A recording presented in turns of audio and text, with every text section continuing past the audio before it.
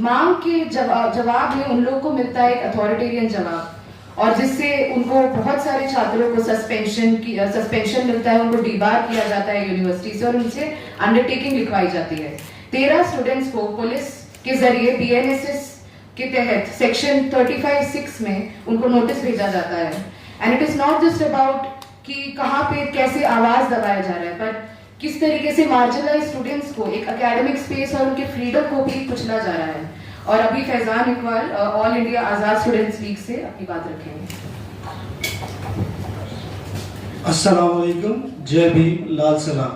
मैं फैजान इकबाल, मेरा ताल्लुक मौलाना आजाद नेशनल उर्दू यूनिवर्सिटी से है, जो कि हैदराबाद में है।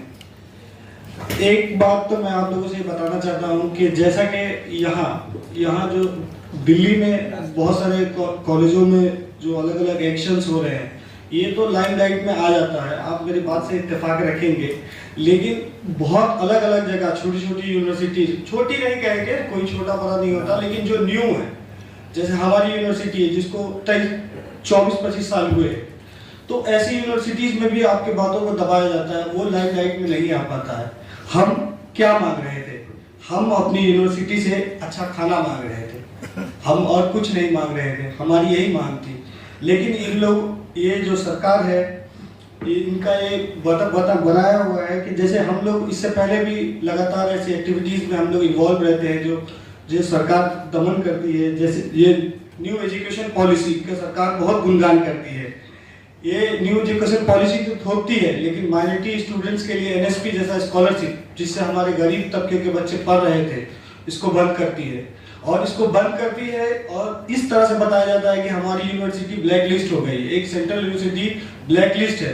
कोई वजह नहीं बताई जाती है। स्मृति ईरानी के टर्म की बात है, और हमारे वाइस चांसलर को पद्मश्री के लिए नॉमिनेट किया जाता है। अगर वो ब्लैक लिस्ट है यूनिवर्सिटी, तो उनको पद्मश्री क्यों दिया जा रहा है? सोचने की बात है। आप तमाम साथियों का मैं शुक्रगुजार हूं कि आपने इस प्रेस कॉन्फ्रेंस को ऑर्गेनाइज कराया।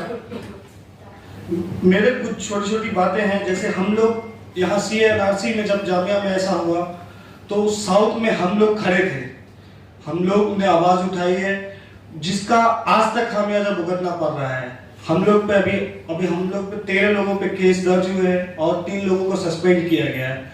ये कोई बड़ा इशू नहीं था, ये सिर्फ बेसिक राइट्स मांग रहे थे, लेकिन वो लोग टारगेट करके रखे हैं कौन कैसा क्या करना चाह रहा है। और जो भी कॉन्ट्रेक्चुअल भर्तियां भी हो रही हैं, ये भी सब अपने लोगों को भर रहे हैं। जब से मालूम है सैयद ऐनुल हसन जो RSS के से आए हैं, उनके आने के बाद कोर्सों के नाम पे झांसा देके हमारे NSP को भी रोक दिया गया है। और भी ये सब स्कॉलरशिप, एक माइनॉरिटी के स्टूडेंट जो गरीब तबके से आता है, उसके लिए स्कॉलरशिप सबसे बड़ी बात होती है। उसके एजुकेशन को कंप्लीट करने के लिए स्कॉलरशिप सब बैकबोन की तरह काम करती है, क्योंकि हर आदमी अफोर्ड नहीं कर सकता। हैदराबाद जैसे शहर में रहकर पढ़ाई करना बहुत कॉस्टली होता है, उसको बंद करना, मेस बिल बार बार उसको इंक्रीज करना बहुत। और जो भी एक्टिविस्ट क्या कहिएगा, जो अपना बेसिक राइट्स मांग रहे हैं, उस तक को पकड़ना। एक्टिविज्म तो दूर की बात हो गई, एक्टिविज्म को तो वहां छोड़ ही नहीं रहे हैं।